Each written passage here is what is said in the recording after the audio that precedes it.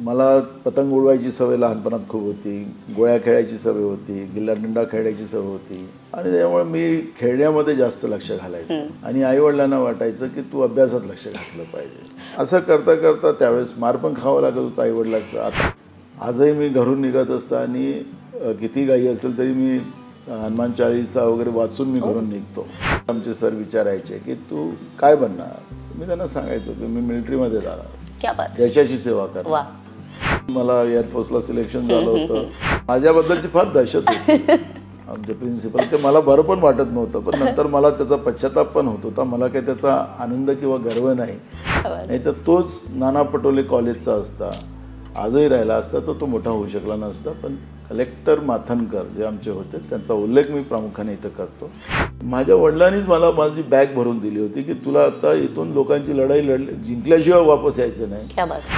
करप्शनचा डाग आपल्या जीवनात लागू न देणं हे माझ्यासाठी माझ्या वडिलांनी आणि आईनी जे आम्हाला शिकवलं होतं त्याचं ते प्रतीक आहे. त्यामुळे आज सामान्याची लढाई आम्ही लढू शकतो. सगळ्यांना न्याय कसा मिळेल याचं प्लॅन आमच्याजवळ तयार आहे. त्यांना न्याय देऊ. छत्रपती शिवाजी महाराजांच्या महाराष्ट्रातला माणूस हा स्वाभिमानाने जगला पाहिजे हे माझं स्वप्न आहे. काँग्रेसला हरवू न शकणारी, काँग्रेस विचाराला न संपवणारी जी मानसिकता आहे ती मानसिकता घराणेशाहीचा आरोप लावून त्या पद्धतीनं काँग्रेसला डॅमेज करायचा एक प्रयत्न केला जातो. माझ्या घरात कोण होतं? मी आज महाराष्ट्र प्रदेश काँग्रेसचा अध्यक्ष आहे. रवी दंगेकर कुठलं त्याला राजकीय पाठबळ आहे. आम्ही धीरज लिंगाडे इकडे आमदार केला. आम्ही जे काही माझ्या काळामध्ये जे काही आम्ही बदल आणले घराणेशाहीच्या बाहेर जाऊन आणले. मी नवीन आयाम महाराष्ट्रात आणला, काँग्रेस पक्षात आणला की आमची माणसं होऊच नका, पक्षाची माणसं व्हा, काँग्रेस पक्षाची माणसं व्हा आणि लोकांमध्ये काम करा. माझ्या मागं फिरणाऱ्यांना तिकीट मिळणारच नाही आणि माझा जन्मच लोकांसाठी झाला असं मी समजतो आहे. मी कधी कधी म्हणतो की I am a public property. मुली बेरोजगार आहेत. अगदी हे आमच्यासाठी घातक आहे. हे आमच्या तरुणांसाठी घातक आहे आणि देशासाठी तर भूषणावं नाही. शेतकरी शेतीतून संपत चाललेला आहे आणि म्हणून ह्या सगळ्या परिस्थितीकडे गांभीर्यानं पाहणं हे सगळ्या लोकप्रतिनिधीची आज गरज आहे. या देशातल्या प्रत्येक माणसाला न्याय मिळाला पाहिजे म्हणून ती न्याय यात्रा काढली त्यांनी. असं समर्पित जीवन त्यांचं जे आहे ते राहुल गांधी मी पाहिलेत आणि ते तुमच्यासमोर मांडलं. गेल्या काही काळामध्ये हा त्रास झाला पण आता त्यांनाही सवय झालेली आहे आणि अरेंज मॅरेजमुळे हा फायदा झाला आहे.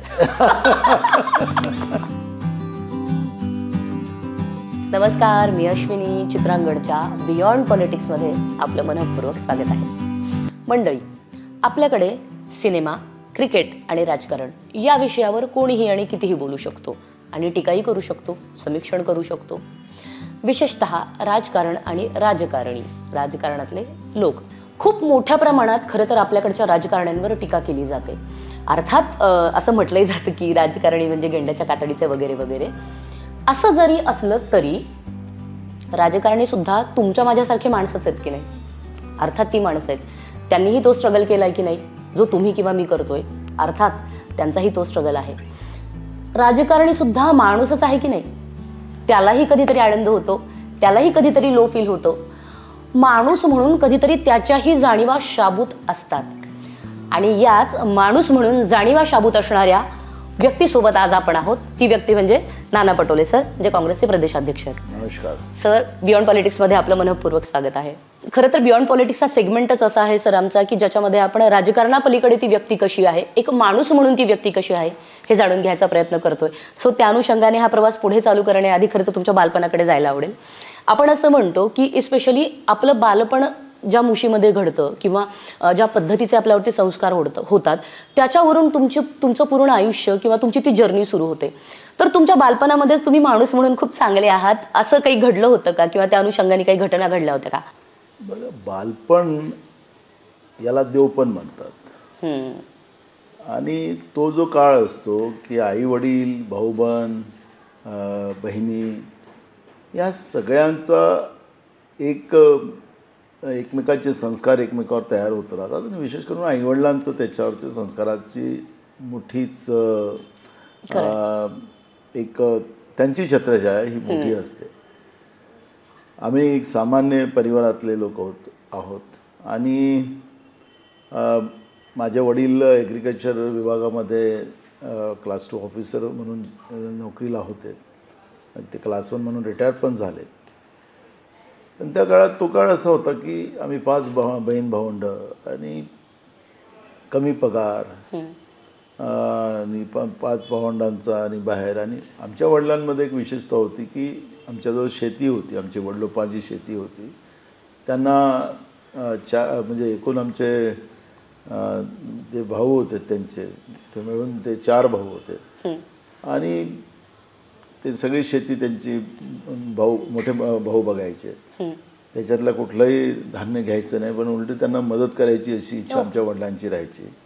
आणि एका काटकसरीनं तो काळ आमचा लहानपणातला आमच्या आईवडील आम्हाला मोठं करण्यामध्ये होतं.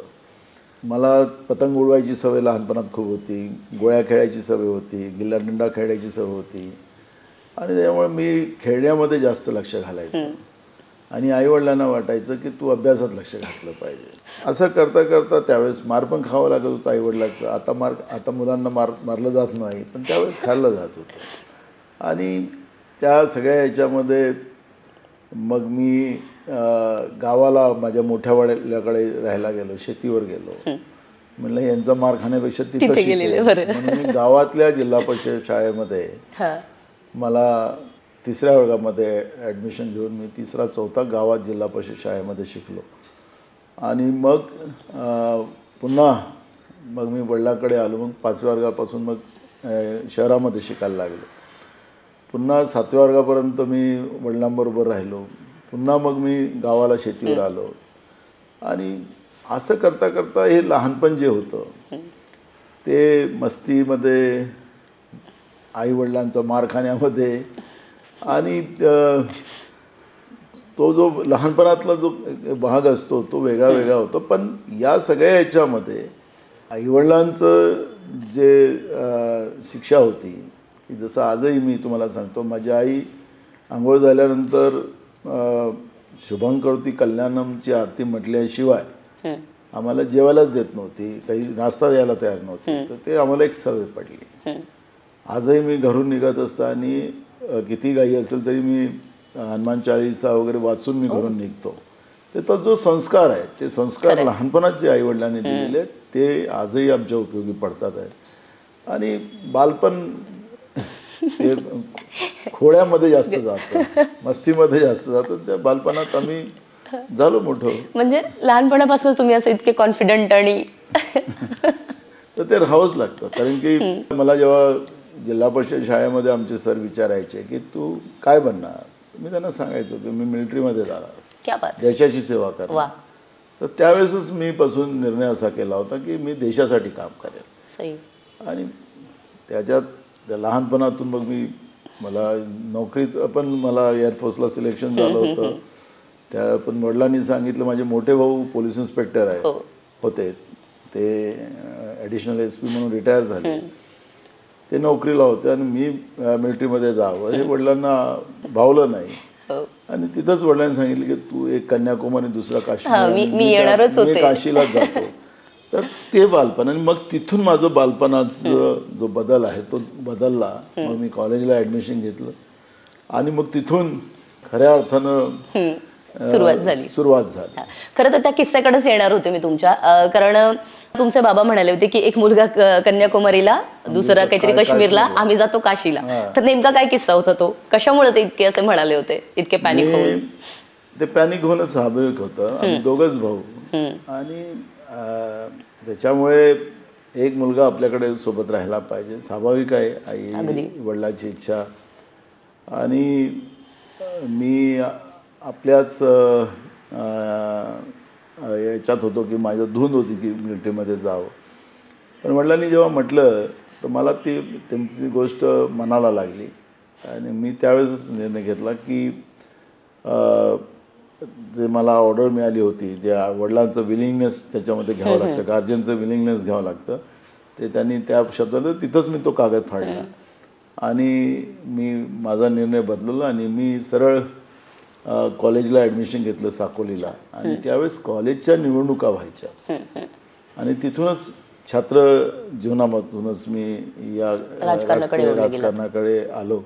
पण वडिलांना ते न पसणार होतं. आता पुढचा प्रश्न तोच होता की खाकी आणि खादी या दोन गोष्टींचा तुमच्या वडिलांना अत्यंत तिटकारा होता. असं असताना पण, कारण एक बंधू तर तुमचे खाकीवाले होते, पण तुमचा ओढा इतका वडिलांचा त्या गोष्टीला नकार असताना सुद्धा तुम्ही कसं काय ओढले गेलात खादीकडे नेमके? स्वाभाविक आहे की ते गांधीवादी होते. भ्रष्टाचाराचा मोठ्या प्रमाणात त्यांना राग होता आणि सामान्य जीवन जगायचं पण देशासाठी जगायचं आणि प्रामाणिकतानं राहायचं असं आमच्या वडिलांची मनापासून इच्छा होती आणि त्यांनी तसंच आयुष्य जगलं. आता खाकी म्हटलं तर तिथे भ्रष्टाचार आणि खादी म्हटलं की भ्रष्टाचार असा लोकांचा, जसं तुम्ही म्हणालात की राजकीय लोक गेंड्याच्या कातळीचे असतात असा लोकांचा असा समज आहे.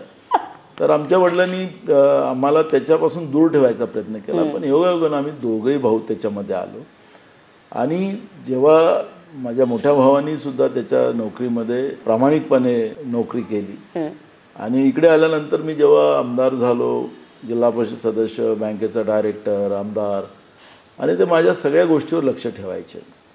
आणि तेव्हा त्यांना म्हटलं की राजकारणातही चांगली लोक होऊ शकतात, या खादीमध्ये पण चांगले लोक होऊ शकतात, जे त्यांना अपेक्षित होतं. कारण की आमचे वडील गांधी विचारावर होते. त्यांनी पंडित जवाहरलाल नेहरूंचा पगडा त्यांच्यावर होता, लालबहादूर शास्त्रींचा पगडा जास्त होता, असं त्यांच्यावर पगडा होता.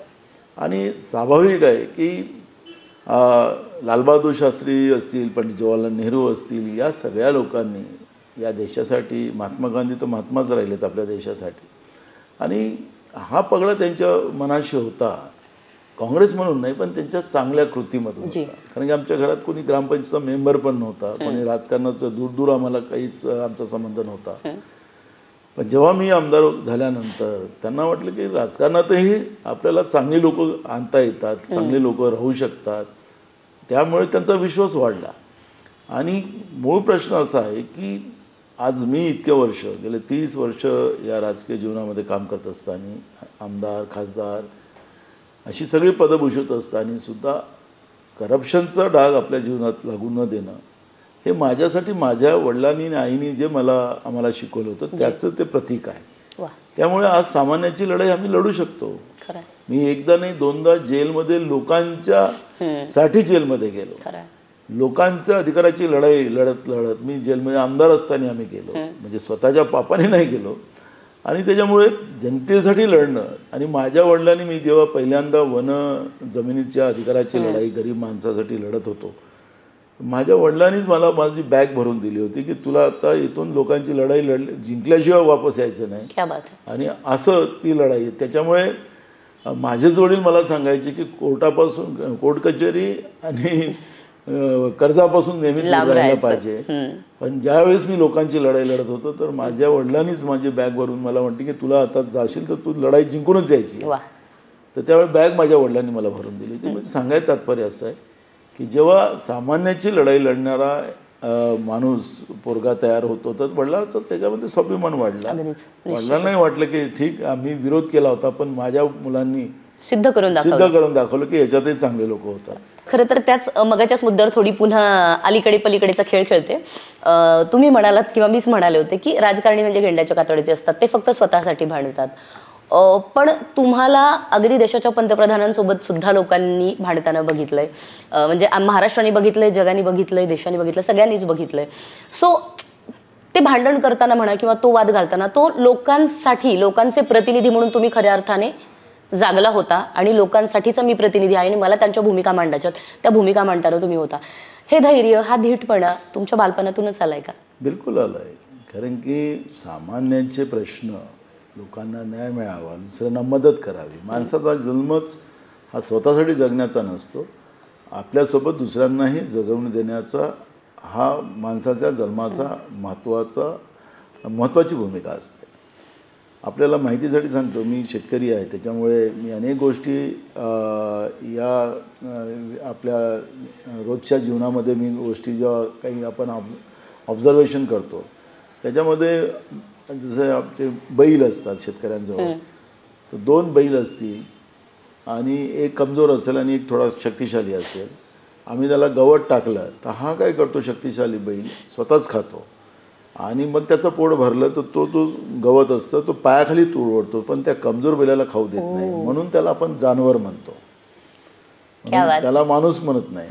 पण जो माणूस गरजूंना मदत करतो तो माणूस, त्याला आपण माणूस म्हणतो. हे आम्ही या रोजच्या सार्वजनिक जीवनामध्ये, सामाजिक जीवनामध्ये जे काही ऑब्झर्वेशन करतो त्याचं एक छोटं उदाहरण सांगितलं.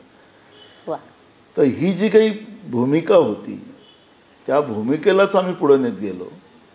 तर जसं मी जेलमध्ये जात होतो त्यावेळेस माझं कुठं अतिक्रमण नव्हतं, पण ज्या लोकांनी असंख्य वर्ष त्या जमिनीवर आपली घरं बांधून ठेवलेली होती, त्या ठिकाणी ते शेती करत होते, आपल्या मुलाबाळाचं आपलं उदरनिर्वाह करत होते, आणि त्यावेळेच्या अटल बिहारी वाजपेयीच्या सरकारने निर्णय असा घेतला की सगळ्या फॉरेस्टच्या जमिनीवर अतिक्रमण काढलं पाहिजे आणि तिथून सगळ्यांना उद्ध्वस्त. आणि त्याचं मी आमदार असताना एक मोठं आंदोलन केलं आणि त्यांच्यासाठी मी जेलमध्ये गेलो.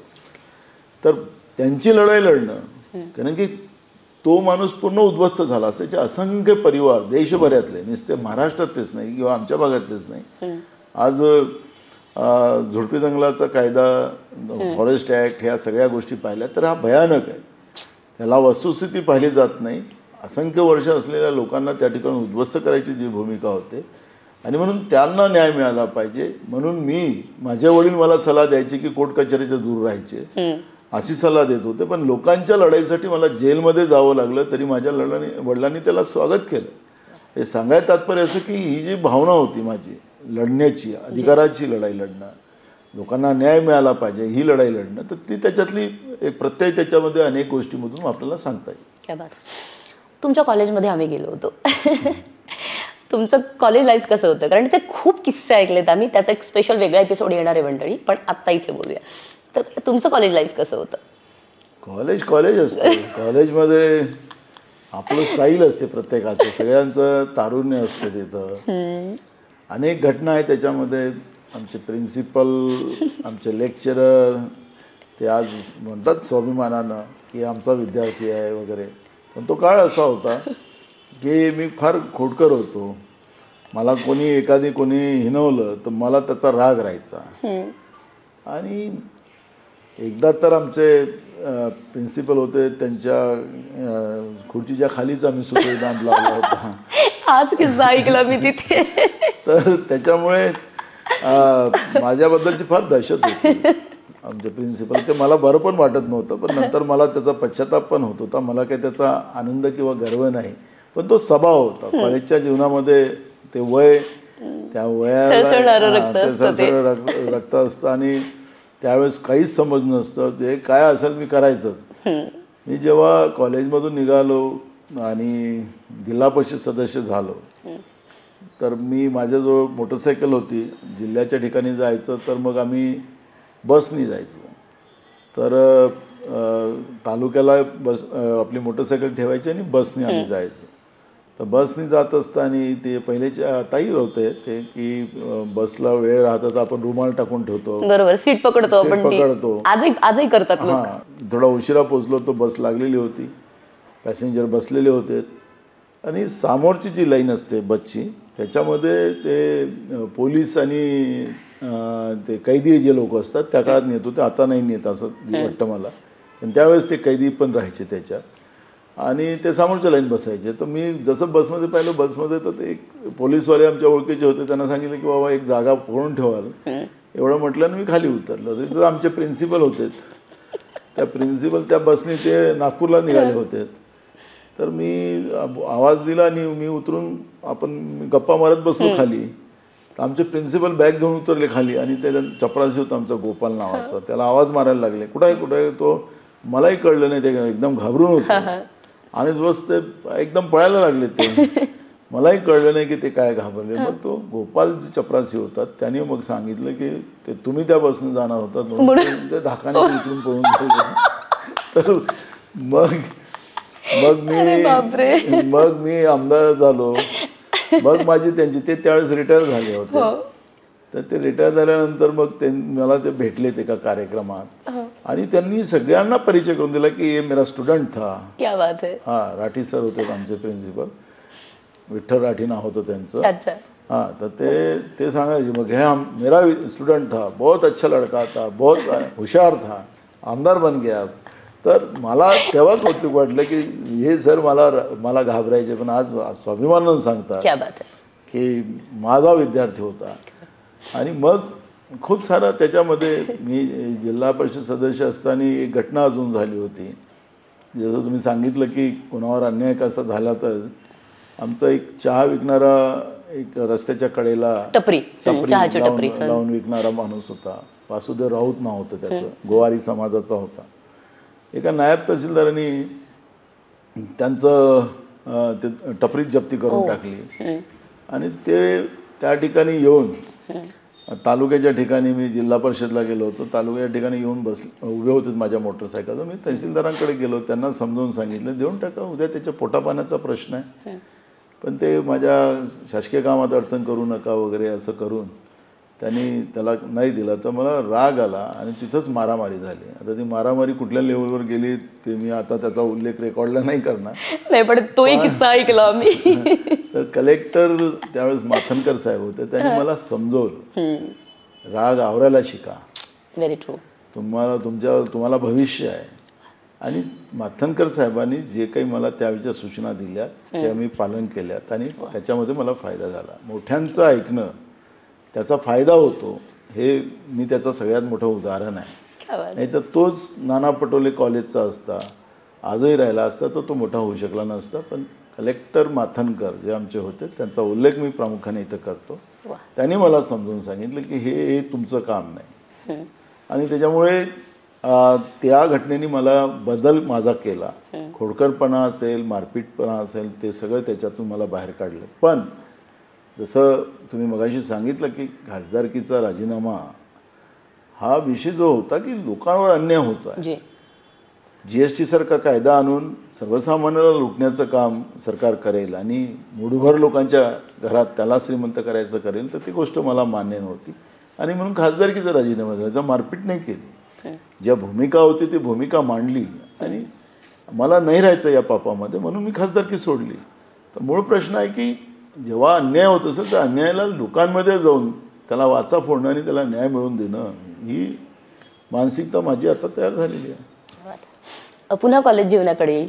त्या काळामधले मित्रमैत्रिणी आजही संपर्कात आहेत का, किंवा असतील तर एखाद दोन लोकांची नावं आम्हाला ऐकायला आवडतील. आणि कॉलेजमध्ये असल्यावर प्रत्येकाची कोणीतरी खास म्हणजे खास मैत्रीण असते, मित्र असतो. तुमच्याशी खास मैत्रीण कोणी होती का? असं आहे, तो काळ आमच्या काळातला.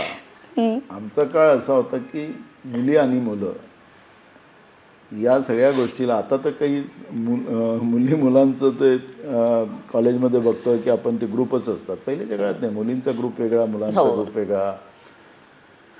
आणि कॉलेजमध्ये आमच्याकडे गॅदरिंग व्हायची त्यावेळेस. आमचा नागपूरचा कादरचा ऑर्केस्ट्रा फार प्रसिद्ध होता. तर मी आणि आमचे 3 मित्र, ते कॉमर्समध्ये होते, मी आर्टमध्ये होतो. तर आमचं पॅनलचा विजय झाला होता आणि ते कॉमर्सवाले मित्र होते ते दुसऱ्या पॅनलमध्ये होते, ते आमच्या पॅनलमध्ये नव्हते. पण आम्ही राहायचो एका येतच. तर आता माझं पॅनल जिंकलं होतं, आमच्या पॅनलनी ऑर्केस्ट्रा आणला होता. तर हे विरोध करत होते. आणि त्या विरोधामध्ये असं झालं की आमच्या विरोधीच्या पॅनलनी त्या पेंडॉलला आग लावली आणि धावपळ माजली तिकडे. तर जो आग लावणारा होता त्याला मी पकडून ठेवलं होतं, त्यांनी मला पकडून ठेवलं. आम्ही स्टेजवरच होतो आणि ऑर्केस्ट्रावाले पळाले, सगळे ते झाले आणि पोलिसांनी लाठीचार्ज सुरू केला. तर काही आमचे लेक्चरर पण होते तिथं. तर आम्ही लेक्चरर, ते पोलीस काय कशाला ऐकतात, ते सगळ्यांना खूप मारलं त्यांनी पोलिसांनी लाठीचार्जमध्ये.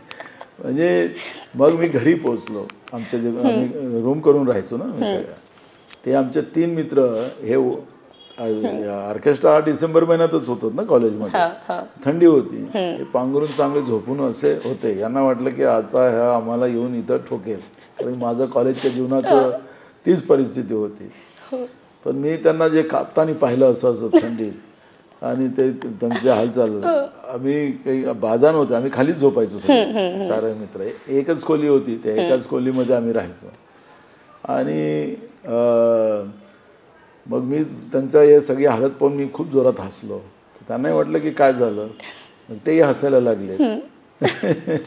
म्हणजे सांगायला काही खूप साऱ्या गोष्टी म्हणजे अनेक कांड करून झालेले आहेत कॉलेज जीवनामध्ये. बरं, खरं तर राजकीय क्षेत्रामध्ये जेव्हा तुम्ही काम करता तेव्हा या प्रवासामध्ये अनेक अपमानाचे प्रसंग सुद्धा आयुष्यात येतात. तर तुमच्या आयुष्यात असा कुठला एखादा अपमानाचा प्रसंग आलाय का की ज्याने तुम्ही अंतर्बाह्य बदलून गेलाय?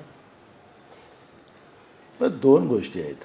आपल्याला लक्षात असेल की 2007 मध्ये डॉक्टर मनमोहन सिंग साहेबांनी देशातल्या शेतकऱ्यांचं कर्जमाफी केली 72,000 कोटीची सरसकट केली होती. पण त्याच्यातल्या विदर्भातला जो शेतकरी होता या शेतकऱ्यांचं कर्जमाफी पूर्ण झाली नव्हती, कारण की त्यांनी जी जो क्रायटेरिया ठरवला होता, जी तारीख ठरवली होती ती 31 डिसेंबरपर्यंत ठरवलेली होती. 31 डिसेंबरपर्यंतच्या सगळ्या शेतकऱ्यांचं कर्जमाफी करायचं. आमच्याकडला शेतकरी 31 मार्चला थकीत होतो आणि त्याचं हा रेग्युलर असतो, ते जुन्याचं नवीन वगैरे करून तो करतो. त्याच्यामुळे आम्हाला फायदा नव्हता. म्हणून मी राज्य सरकारला त्यावेळेस आम्ही भूमिका घेतली होती की तुम्ही 31 मार्चपर्यंतचं कर्ज राज्य सरकारने माफ केलं पाहिजे, ही भूमिका आम्ही सरकारसमोर मांडली. पण त्यावेळेस सरकार ऐकलं नाही. तर त्यावेळेस आमदारकीचा राजीनामा मी 2007-08 मध्ये देऊन टाकला.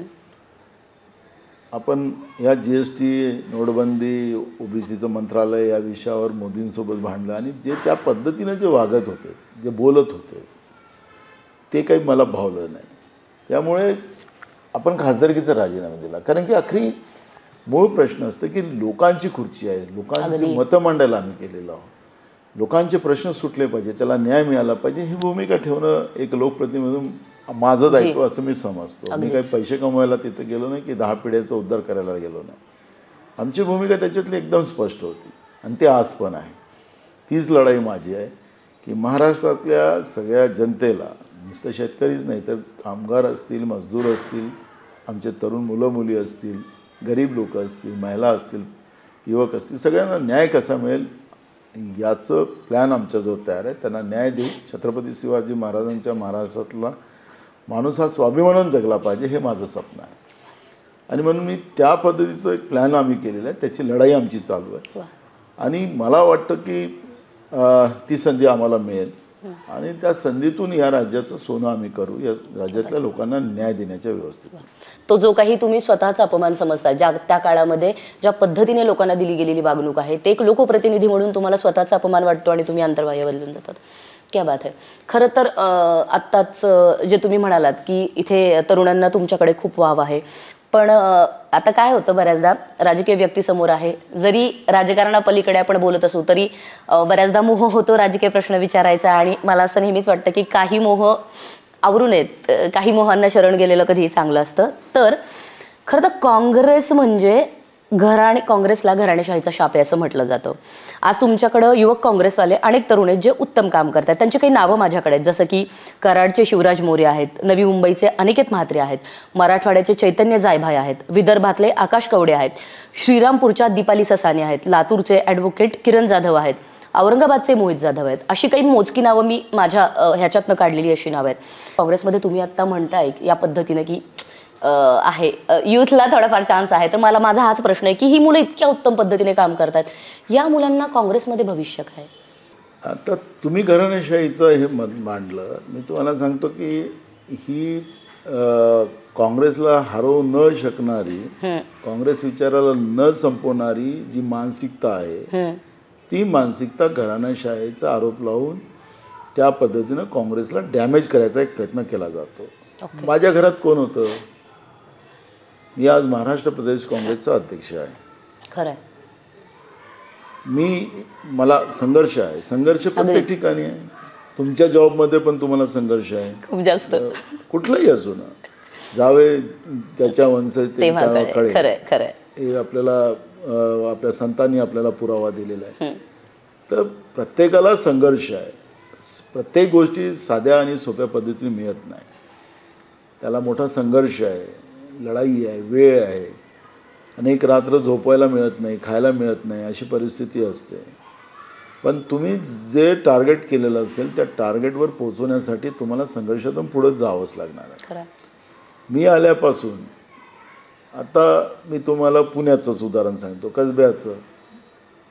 रवी दंगेकर जी कुठलं त्याला राजकीय पाठबळ आहे? नाही, त्याला आहे त्यांनाही का? कोणती घराणेशाही राजकीय आहे का? पार्श्वभूमी नाही. नाही, घराणेशाही आहे. नाही. आम्ही धीरज लिंगाडे इकडे आमदार केला आम्ही अमरावती विभागात. जे काही माझ्या काळामध्ये जे काही आम्ही बदल आणले घराणेशाहीच्या बाहेर जाऊन आणले. वा. म्हणजे आजोबा आहे पंजोबा आहे म्हणून याला द्या संधी असं नाही. ज्याचं लोकांमध्ये मेरिट आहे, लोक त्याला लाईक करतात, जी. अशा लोकांनाच तिकीट देण्याचा निर्णय मी जेव्हा इथला काँग्रेसचा अध्यक्ष झाल्यानंतर मी पहिल्या प्रेस कॉन्फरन्समध्ये सांगितलं की 80% नवीन तरुणांना मी तिकिटा देऊ. वा. आता ह्या 80% तरुणांचं जेव्हा नावं येतील, याचा सर्वे येईल आणि सर्वेमध्ये ते लोकांच्या सोबत काम करणारे आहेत, लोकांसाठी लढणारे आहेत का आणि लोक त्यांचं नाव घेतात का, याच्या आधारावर रवी दंगेकरला तिकीट दिली काही आम्ही त्याला माझा माणूस आहे म्हणून दिली असं नाही आहे. त्याचं लोकातून नाव होतं म्हणून त्याला आपण दिले. आता काँग्रेसमध्ये आम्ही ही सिस्टीम बदलवली. प्रत्येक या चेअरवर बसणारा माणूस आपल्या आपल्या पद्धतीनं पक्षाला ताकद मिळण्यासाठी जे काही उपाययोजना करू शकतो करू शकतात. मी माझी उपाययोजना ही आहे की मी तरुणांना संधी देणार आणि तरुणांना संधी देऊन जे लोकांसाठी काम करायला उत्सुक असतील, लोकांमध्ये नाव असेल त्यांना तिकीट देऊ. त्याच्यामुळे घराणेशाही हा विषय संपेल. जो काम करेल त्याला संधी. वा. नक्कीच मला वाटतं तुमच्या या वक्तव्याने किंवा हे जेव्हा तुमची ही सगळी लोक बघतील तेव्हा फार होप्स वाढतील त्यांच्या हे बघून आणि उत्तम काम करतील अशी अपेक्षा आपण धरूया. पुन्हा राजकारणाकडेच येते कारण म्हणते ना मोह आवरत नाहीयेत. असं राजकारणामध्ये बऱ्याचदा असं होतं की कधी कधी गुणवत्ता नसताना सुद्धा एखादी व्यक्ती वरच्या पदावर असते किंवा आपल्या डोक्यावर असते असं आपण म्हणूया. तर तुमच्या आयुष्यात असं कधी झालंय का की गुणवत्ता नसताना सुद्धा एखादी व्यक्ती डोक्यावर बसली आणि त्याच्यासोबत तुम्हाला डील करावं लागले? कारण हल्ली तरुणाई ना या गोष्टींना खूप फेस करतोय. तर मला वाटतं डेफिनेटली यातनं तरुण मुला मुलींना एक चांगला यातनं काय म्हणूया आपण एक दिशा मिळेल किंवा एक मार्गदर्शन मिळेल. तर प्लीज अशा वेळेला ती परिस्थिती तुम्ही कशी डील केली होती? संयम हा सगळ्यात महत्त्वाचा भाग आहे. मला शिकायला लागणार. श्रद्धा आणि सबुरी साईबाबांचं जे वाक्य आहे तेच आम्ही आमच्या जीवनामध्ये वापरलेलं आहे. वेळेच्या पहिले आणि नशिबापेक्षा जास्त काही प्राप्त होत नाही हे पण आपण डोक्यात ठेवलं पाहिजे. 2 आणि काही लोक त्यांच्या नशिबानं तिथं पोचतात ज्याचं नसतात, जे काही तुम्ही सांगितलं क्वालिटी नसतं, काही त्याला नसतं, असे लोक असतात. नसतात असं मला म्हणायचं नाही. पण तुम्ही त्यांच्या त्रास दिल्याने किंवा त्यांच्या डिस्टर्ब केल्याने तुम्ही डिस्टर्ब झालात तर त्याचं जे टार्गेट होतं तुम्हाला तिथून काढायचं तर तो टार्गेटमध्ये यशस्वी होईल. खरं. तुम्ही तुमचं काम करत राहायचं. तुम्हाला जी जबाबदारी आहे तुम्ही प्रामाणिक करत राहायचं. एक दिवस जो तुम्हाला टार्गेट करतो आहे ज्याची क्वालिटीच नाही, त्याला काही घेणं देणं नाही, स्वतःसाठी जगतो आहे, तर तो माणूस असंच घाबरून पळून जाईल. पण तुम्ही त्याच्या उत्तर त्याला द्यायला गेला तर तो मोठा होईल कारण की त्यावेळेस तो वरता आहे ना, तो तुम्हाला नुकसान करून घेईल. त्याच्यामुळे एकदम साधा आणि सरळ आहे की त्याला डिस्टर्ब व्हायचं नसतं, संयम ठेवायचा असतो, वेळेची वाट पाहायची असते आणि वेळेची वाट पाहत असताना आपलं काम, आपली जबाबदारी आपण लोकांनी पार करत राहायची. त्याच्याबद्दलचं चर्चाही ठेवायची नाही, त्याच्याबद्दलचं डोक्यात विचारही आणायचा नाही की तो माझं काय करेल वगैरे. प्रत्येकाला देवानी एक संधी दिली असते. त्याला संधीचं त्याला सोनं करता आलं नाही पण त्यांच्या चक्करमध्ये आपणही तिथं डिस्टर्ब होऊन आपणही आपलं पोझिशन बिघडून टाकायची. हे चुकी कोणी करू नका. मी अनेक लोकांना आमच्या तरुण मित्रांना सांगतो की तुम्ही माझ्या मागं पुढं फिरूच नका. मी पहिल्यांदा प्रदेश अध्यक्ष झाल्यानंतर आमची कार्यकारिणीची मीटिंग घेतली. सगळे महाराष्ट्रातले नेते आम्ही बोलावले, सगळे होते. मी माझ्या ह्याच्यात पहिल्या भाषणात सांगितलं की तुम्ही नाना पटोलेचे कोणी माणसं होऊ नका. क्या बात आहे. हां, जे नाना पटोलेचे माणसं असतील आणि ते लोकात नसतील तर त्याला तिकीट मिळणार नाही. जे लोकात असतील आणि काँग्रेस पक्षाचे असतील त्यालाच तिकीट आम्ही देऊ. वा वा. राजकारणामध्ये एक नवीन पायंडा मधल्या काळात आला की तू माझा माणूस आहे ना, तू कसाही असशील तर तुला मी सगळी ताकद देणार. ज्याला चमचे वगैरे आपण कोणाला चमचा म्हणणार नाही पण मी तुम्हाला सांगतो की मी नवीन आयाम महाराष्ट्रात आणला, काँग्रेस पक्षात आणला की आमची माणसं होऊच नका, पक्षाची माणसं व्हा, काँग्रेस पक्षाची माणसं व्हा आणि लोकांमध्ये काम करा. माझ्या मागं फिरणाऱ्यांना तिकीट मिळणारच नाही. मी असं जाहीरपणे क्या बात सगळ्या नेत्यांच्या समोर सांगितलं. वा. त्याच्यामुळे त्याचा फायदा असा झाला की आज असंख्य लोक आज लोकांमध्ये काम करतात आहे. काँग्रेस पक्ष मजबूत करताना आपण पाहतोय. नाही तर पहिले नेत्यांच्याच मागं गर्दी राहायची आणि लोकांमधून लोक गायब होऊन जायचे. त्यामुळे काँग्रेस पक्षाला नुकसान झालं. नक्कीच आज नक्कीच. महाराष्ट्रामध्ये काँग्रेस पक्ष या निमित्तानं बळकट झाला. रोज मेसेज काँग्रेस पक्षाचा जनतेपर्यंत पोहोचतोय. लोकांसाठी काम करणारी आमचे कार्यकर्ते नेते त्या भागामध्ये आपल्याला काम करताना पाहायला मिळतं. त्याच्यामुळे पक्षाला ताकद मिळालेली आहे. तर ही जी काही भूमिका आहे ती मी माझ्या सगळ्या तरुण मित्रांना माझं आव्हान आहे की मध्ये जाऊन जनतेचं भरपूर काम करा. त्याच्या अडचणीमध्ये धावून जा आणि त्याच्यातच तुम्हाला जनताच मोठी करेल. ही भूमिका आमची आहे. याच्यासाठी पद किंवा तुमच्या डोक्यावर कोण एखादा बसलाय त्याच्याशी घेणे देणे नाही. तुमचं काम बोलेल, तुमचं नाणं खणखणीत असेल तर ते कधीही आणि कुठेही वाजेल. बरोबर. आता थोडंसं जरा घराकडे येऊया तुमच्या. सर, तुमचं लव्ह मॅरेज की अरेंज मॅरेज? Arrange marriage. क्या बात आहे. बरं, आता काय होतं, राजकारणात काम करणाऱ्या लोकांना शक्यतो वेळांची गणितं फार विचित्र असतात. सो या केसमध्ये असं कधी झालंय का की तुमच्या मॅडमनी तुम्हाला सांगितले की एखाद्या कार्यक्रमाला जायचंय, तुम्ही त्यांना होकार दिलाय, सांगितलं की मी येणार आहे आणि अनफॉर्च्युनेटली तुम्हाला जायला जमलेलं नाहीये, मॅडमनी घरात घेतलं का? पहिल्या काही काळामध्ये हा त्रास झाला, पण आता त्यांनाही सवय झालेली आहे आणि अरेंज मॅरेजमुळे हा फायदा झाला आहे. बापरे, म्हणजे नकळत तुम्ही यंगस्टर्सना हा मेसेज देताय की बेटे लव्ह मॅरेज करू नका, अरेंज करा. नाही, पण ती परिस्थिती कशी हाताळली मग, समजा असं झालंच आहे तर?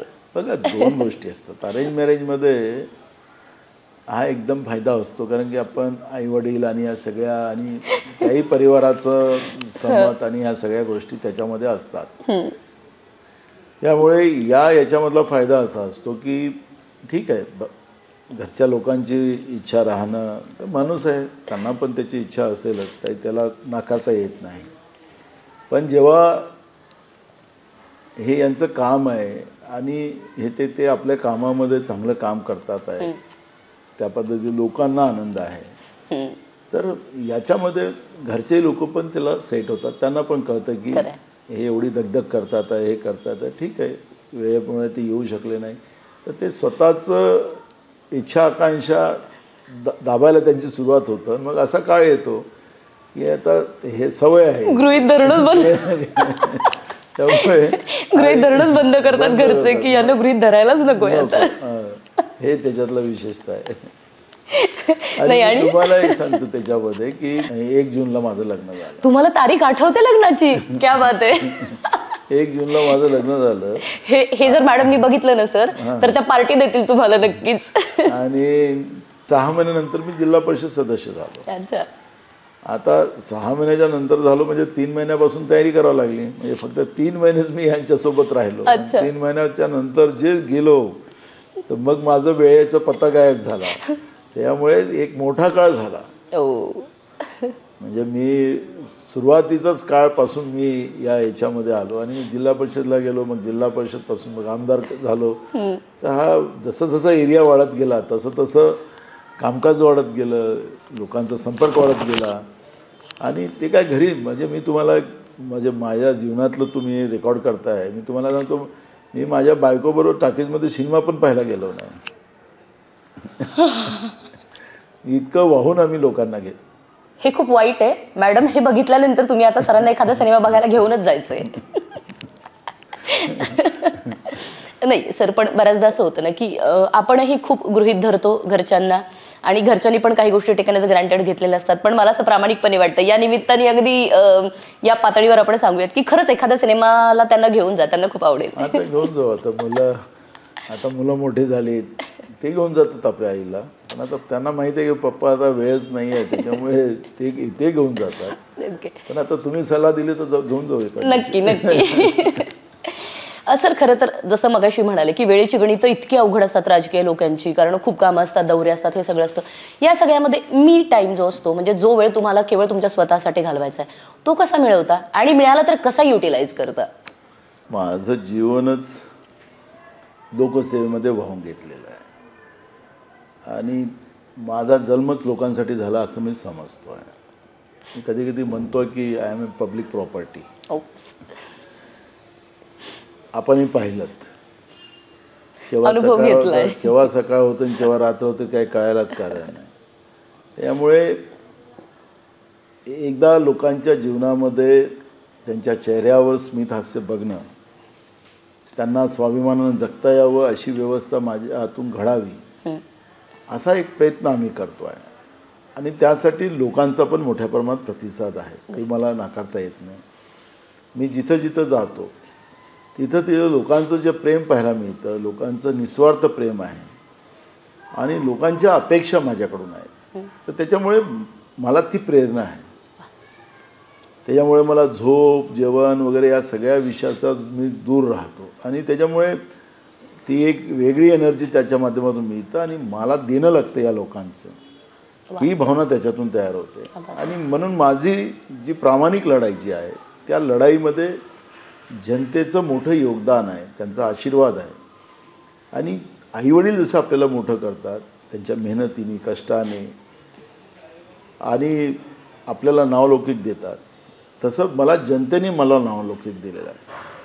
म्हणून त्या लोकांसाठी मला करणं आहे, मी त्यांच्यासाठी जगलं पाहिजे, ही भावना माझी आहे. आणि माझ्या परिवाराच्या लोकांचंही सुद्धा त्याच्यामध्ये मोठं योगदान आहे. कारण की जेव्हा तुम्ही म्हणालात की गृहीत घेऊन चालतात, बरोबर आहे, आखरी त्यांच्या अशा अपेक्षा माझ्याबरोबर स्वाभाविक आहे राहणं. माझे चाहते लोक आहेत, त्यांना वाटतं की आमच्याबरोबर यांनी जास्त वेळ घालावा. त्यांनाही वाटतं की आता हे एकदा सुटलेच आहे तर हे आता त्यांचा जो टार्गेट आहे ते करूनच येतील, म्हणून त्यांनाही माझ्याबद्दलची कधी कधी नर्वसता येतं.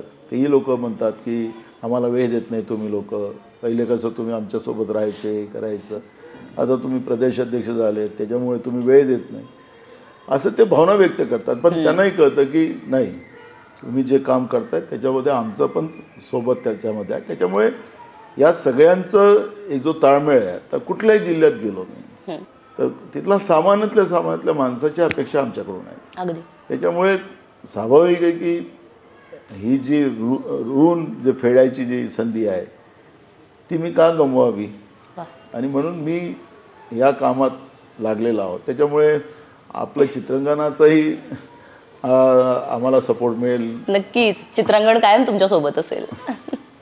खरं तर अख्खा एक दिवस मी त्या दिवशी तुमच्यासोबत घालवला आहे तुमच्या मतदारसंघामध्ये. तेव्हा एक गोष्ट खूप प्रामाणिकपणे मला माझ्या प्रेक्षकांना सांगावीशी वाटते की आजच्या काळामध्ये जेव्हा राजकारण्यांचं एक इमेज आमच्या डोळ्यासमोर असते, तेव्हा हे राजकारणी पांढऱ्या शुभ्र कपड्यांमध्ये असतात, छानपैकी गाड्या घोड्यांमध्ये फिरतात आणि कार्यक्रमांना उपस्थिती लावतात वगैरे वगैरे, सगळं ठीक आहे.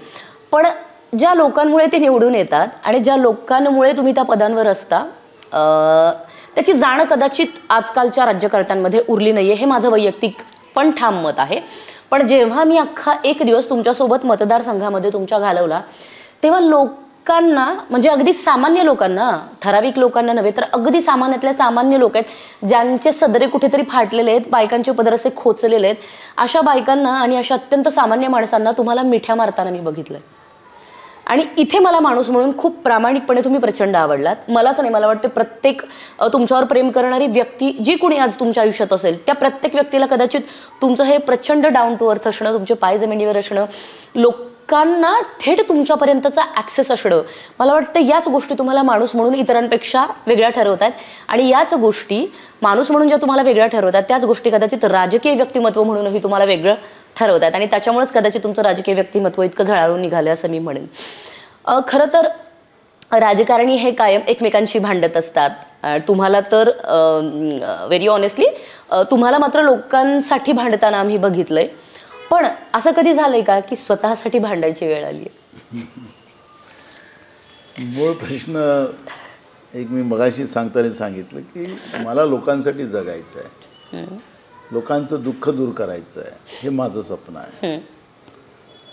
आणि त्यासाठी दुःखी कष्टी लोक जेव्हा मला आपला समजतात, आमचा माणूस, आपला माणूस, आणि माझ्या आईच्या वयाचे असतील, माझ्या आईपेक्षा लहान असतील, माझ्या वडिलाबरोबरचे असतील, वडिलापेक्षा लहान लोक असतील, ते मला गळ्याला लावतात आणि आपल्या पोरासारखं मला आपलं दुःख ते सांगतात. आखरी त्याचं दुःखाचं निराकरण नानाच करू शकतो, वा, हा विश्वास त्याच्या मनात राहणं. क्या बात आहे. आणि म्हणून ही प्रेरणा आहे माझ्यासाठी. वा, मी रात्रदिवस जे काम करतो त्याच्या मागचा उद्देशच माझा तो आहे. ती माझी प्रेरणा आहे.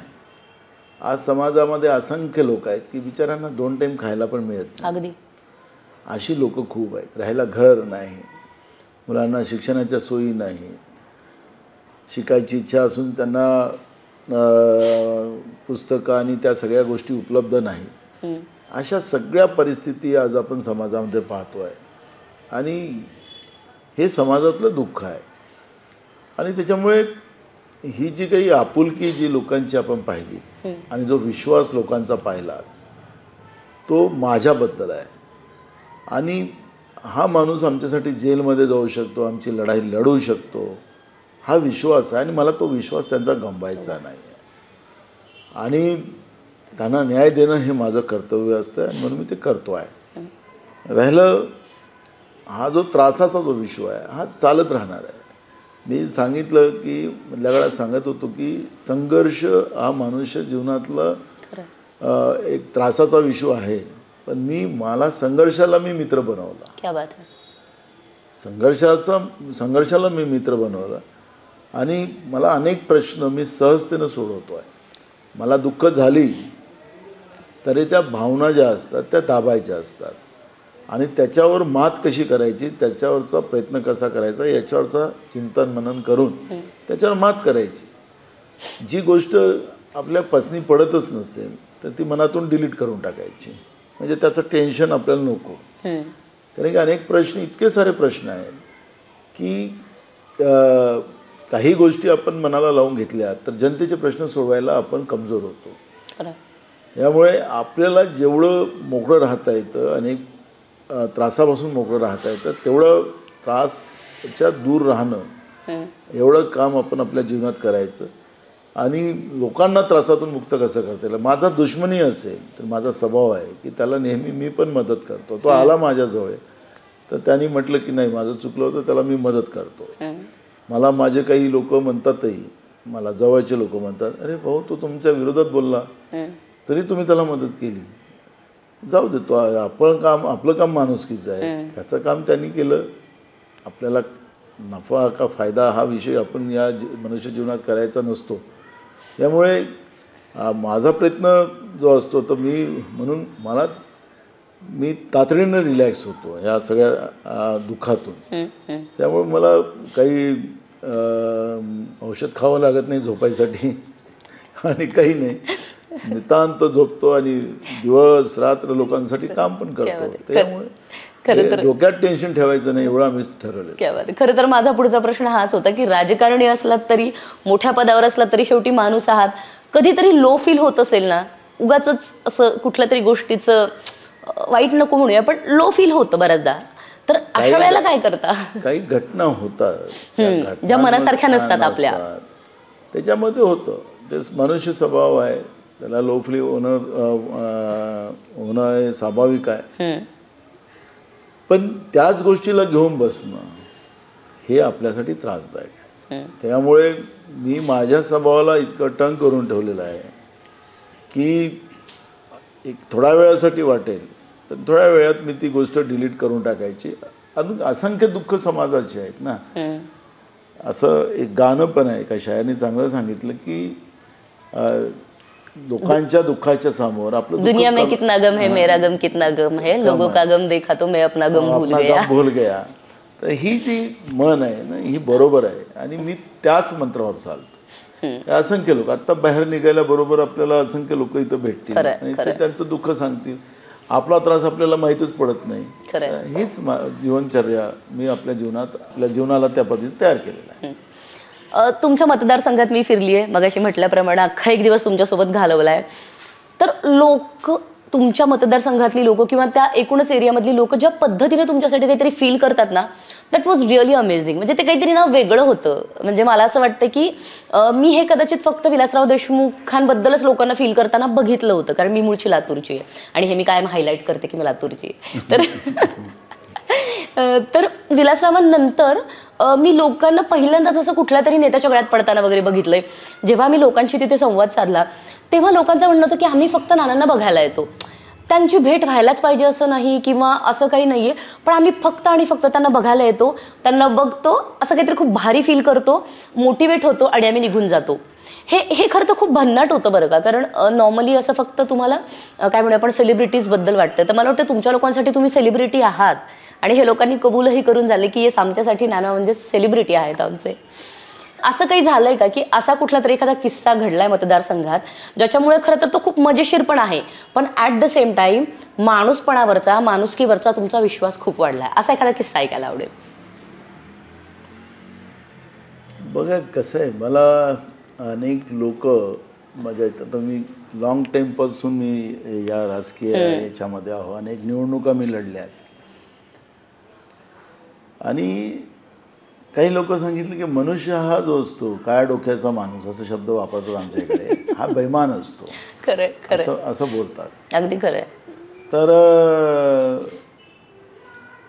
मला अजूनही त्या मनाला मी हे जे मन आहे याला माझा विश्वास नाही. समजा ही लोक बेईमान असतील तर मी कधीच राजकारणामध्ये इतके वर्ष सातत्यानं मी खुर्ची सोडतो आणि खुर्ची माझ्या मागं धावते हे कधीच झालं नसतं. आमच्याकडे प्रलोभन देणारी मोठी मोठी व्यावसायिक राजकारणी आहेत, त्यांच्या नावाचा उल्लेख करणार नाही. काही आहेत, काही अजून आलीत, अशी लोक आहेत. आता मी पूर्ण महाराष्ट्रामध्ये फिरतो, महिनोंचे मी मतदारसंघात जात नाही, तरी लोकांच्या अपेक्षा माझ्याकडूनच असतात, त्यांच्याकडून नाही. हे मी तुम्हाला आता विश्वासानं सांगतो आणि लोकांचं मत आहे. आणि मागच्या 2019च्या विधानसभेच्या निवडणुकीमध्ये नरेंद्र मोदी, भाजपचे सगळे लोक, साम वाम दंडनीती भेद हे सगळं कधीच नाही आमच्या मतदारसंघातल्या लोकांनी पाहिलं. तसा प्रकार आमच्या इथं घडले. माझ्या पुतण्याला सुद्धा जीवे मारण्याचा प्रयत्न केला गेला. म्हणजे हे पहिल्यांदा महाराष्ट्रात बिहारपेक्षा वाईट निवडणूक आमच्या इथं झाली. तरीसुद्धा आणि लोकांनी मला निवडून दिलं. म्हणजे हे जे मत आहे, कारण माणुसकी कुठं असतं की कोणी आम्हाला पैसे दिले, कोणी काही केलं म्हणून आम्ही आपल्या माणसाला सोडलं पाहिजे असं नाही. आमच्याकडे लोकांमधली जी काही भूमिका आहे त्यामुळे लोकांच्या प्रत्येक लोकांमध्ये मी पाहिलं, गरीबातले गरीब लोक असतील, कोणी त्यांना विकत घेण्याचं काय प्रलोभन दिलं तरी त्या लोकांनी माझ्याबरोबर सातत्यानं उभे राहिलेले आहेत. आणि मी कधी पण मी तुम्हाला सांगतो की असंख्य लोकांना बाळंतपण असेल तर कोणाचं तेरवी असेल तर शिक्षण असेल तर दवाखाने असतील, त्यांच्या व्यक्तिगत जीवनात काय मदत लागत असेल काय, सगळ्या याच्यामध्ये आम्ही मदत करत राहतो. मी ते आठवण ठेवत पण नाही, मी कधी बोलत पण नाही त्या विषयावर. कारण मी ते माझ्या वडिलांना डायरी लिहायची सवय होती. आज ते कुठं गेले, काय झाले, आज किती पैसे खर्च झाले अशी डायरी लिहायची. ते मला पण सांगायचे तू नाना डायरी लिहित जा. तुम्ही म्हटलं हे आपलं काम नाही. आणि मी त्याच्यात बरं झालं, त्याच्यातून वडिलाचं तेवढं ऐकलं तर मी मजेत आहे. म्हणजे सांगायचं तात्पर्य असं की आज असंख्य लोक जी आहेत त्यांना आपलं पण जे माझ्याबद्दल आहे, आईवडिलांच्या बद्दलचा आपण हिशोब ठेवतो थोडी, ती माझ्यासाठी सगळीजणं माझे भाऊबंद आणि आईवडील आहेत. त्याच्यामुळे माणुसकीचा झरा सातत्यानं आणि बिलकुल निस्वार्थपणे ती लोक काम करतात आहे. तर ही माणुसकी सगळ्यात मोठी आहे. आज राज्यभर मी सगळीकडे फिरत असताना प्रत्येक ठिकाणी, जसं तुम्ही चेतन जायभायांचं नाव घेतलं, याचं माझं काय दूरदूर संबंध नाही, पण एक चांगला माणूस म्हणून तो पोरगा माझ्यासोबत उडला. अशा असंख्य लोक राज्यभर माझ्याशी जुळतात आहेत. त्याचं कारण आहे की माणुसकीच माणुसकीला जुळतं. अगदीच. त्याच्यामुळे हा माणुसकीचं जे तुम्ही मला उदाहरण विचारलं तर अनेक उदाहरणं देता येईल. खरं. शेवटी काय आहे, माणूस म्हणून आपण आपल्या जाणीवा शाबूत ठेवायला हव्यात आणि म्हणूनच कदाचित इथे आहोत आपण सगळेच जण. तुमच्या आईच्या किंवा तुमच्या सौंच्या हातची अशी कुठली डिश आहे जी तुम्ही कधीही खाऊ शकता, म्हणजे रात्रीच्या 12 वाजता जरी समोर आणून ठेवली तरी खाऊ शकता? पुरणपोळी. क्या बात आहे. अरे वा, सही. म्हणजे आई आणि सौ कोणाच्याही हातची. Okay, done. तुम्हाला सिनेमे आवडतात का? आवडत असतील तर आवडता सिनेमा? तुम्हाला गाणी आवडतात हे माहिती, मी पुढे येणारच आहे, पण आधी सिनेमांकडे जरा. असं आहे, सिनेमे तर खूप सारे आहेत. ते आमच्या काळातले सिनेमे असो की आता अलीकडच्या काळात. पण मी तुम्हाला एक गोष्ट सांगतो की कोरोनाच्या काळामध्ये मी विधानसभा अध्यक्ष असताना सरकार आपल्या घरी मोदीजींनी आदेश करून टाकले होते. शासन आपल्या दारी. नाही, सरकार आपल्या घरी आणि लोक आपल्या घरी. कर्फ्यू लागला होता ना. हा, राईट. तेव्हा सगळ्यांना घरी बाहेर निघायचंच नाही. तर त्या काळामध्ये सिनेमे कोणते बघायचे, तर मग साऊथ सिनेमे बघायचे. क्या बात आहे. असंही. आणि साऊथ सिनेमा कुठून सुरू होतो आणि कुठं बंद होतं कळतच नाही. डोके बाजूला ठेवून सिनेमे बघायचे. तो माणूस त्याला दिवस बऱ्यातून 2 पिक्चर पाहिले म्हणजे दिवस जायचा. दिवस काढणं हे तो काळ म्हणजे मोठा कठीण होता. त्यामुळे आता जी लहानपणातली जी सिनेमा होती, रोटी कपडा मकान, रोटी, ही जी काही भावनात्मक पिक्चर होती, या सगळ्या पिक्चरचं नाव घेता येईल. शोले त्यावेळेस भरपूर चाललेला होता. अलीकडची खूप पिक्चर आहेत. तर मूळ प्रश्न आहे की सिनेमातले चांगले गुण आणि वाईट गुण अशा दोन्ही गोष्टी असतात. आता त्याच्यामध्ये खलनायक आणि हिरो पण असतो. सिनेमा हा समाजाचा आरसा असं म्हटलं जातं. तर त्याच्यातला हिरो बनायचं की खलनायक बनायचं हे डिसाईड करणं महत्त्वाचं. सिनेमा कोणता आवडला हा याच्यापेक्षा सिनेमातला खलनायक बनायचं की हिरो बनायचं हे डिसाईड करणं आपलं काम असतं. खरं. आणि मला समाजाचा हिरो व्हायचा. वा, क्या बात आहे, क्या बात आहे. Very philosophical answer. आवडलं उत्तर. पुस्तकं वाचता? इतकं स्ट्रक असतं शेड्यूल तुमचं, पण तरी सुद्धा कधी वाचता का? मला कॉलेजच्या जीवनामध्ये मी जासूसी पुस्तक वाचायची मला सवय होती. हा, मिलिटरीत जायचं होतं ना तुम्हाला. बरोबर आहे. ते वाचायची सवय होती.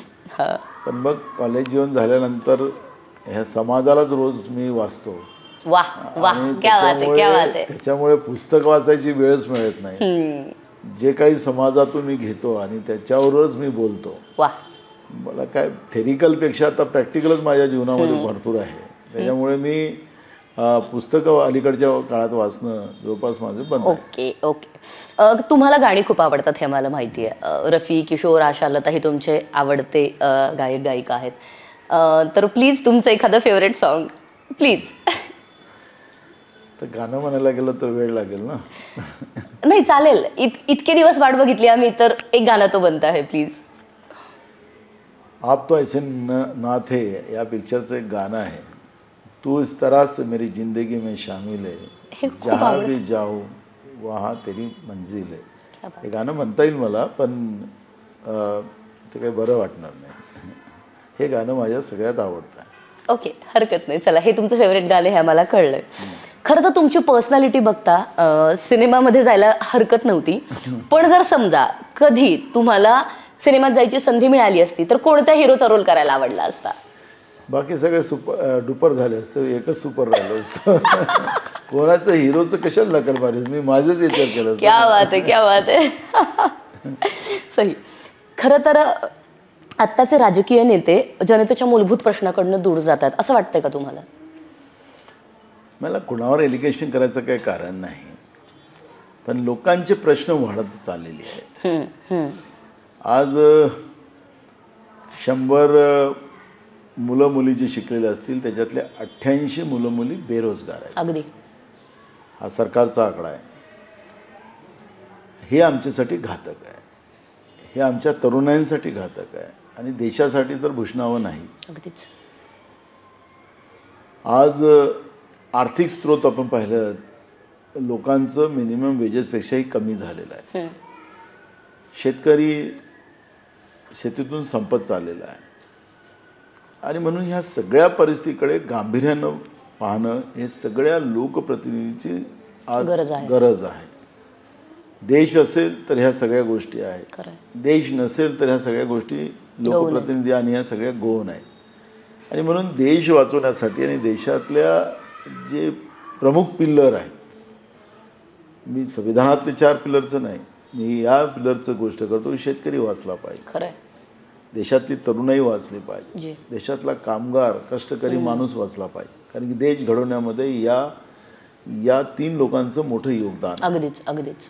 तरुणाई संपली तर काहीच नाही. शेतकरी संपला तर काहीच नाही. खरंय. आणि कष्टकरी कामगार माणूस संपला. ते लोक महालमाड्या आणि हे सगळं कोण बांधणार? हे काही श्रीमंत लोक बांधणार? अदानी बांधणार? आखरी या सगळ्यांना सुरक्षित ठेवणं ही पिलर आहे महत्त्वाची देशाची. अगदी देशाच्या उभारणीमध्ये ही महत्त्वाची पिलर आहेत आणि हेच पिलर संपुष्टात येत आहे. त्यामुळे सगळ्या राजकीय लोकांनी या पिलरला सुरक्षित करण्यासाठी उपाययोजना जे सत्तेमध्ये लोक आहेत त्यांनी केल्या पाहिजेत, ही भावना आमची. नाना पटोले जर राजकीय नेता नसते तर कोण असते? शेतकरी असतात. ऑब्व्हियसली शेतकरीच असतो. याच्यावरून मला खरं तर एक किस्सा सांगायला आवडेल आता या ठिकाणी. जेव्हा मतदारसंघात मी तुमच्या फिरत होते तर ते अनेक लोकांशी आम्ही बोललोय. त्या सगळ्या बाईटही आपण दाखवणार आहोत एका स्पेशल एपिसोडमध्ये.